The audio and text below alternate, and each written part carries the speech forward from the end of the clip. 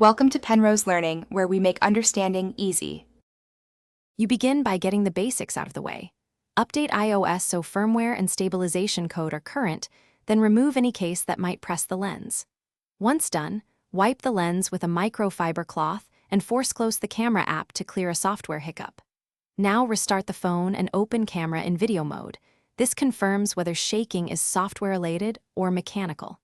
Make sure you test both rear and front cameras to compare behavior.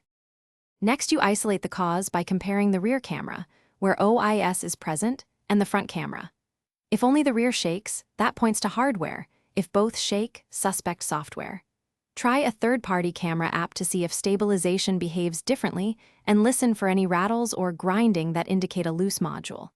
If software still looks likely, reset all settings to clear config issues while keeping data. Once done, retest to see whether stabilization returns to normal. If problems persist after those steps, back up your iPhone and perform a factory or DFU restore to eliminate deep software faults. This is often the last effective software remedy.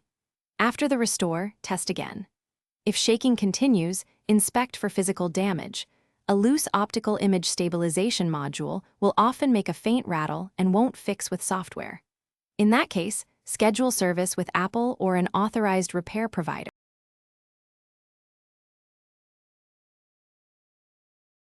Thanks for watching. If this was helpful, leave a like and consider subscribing. See you next time.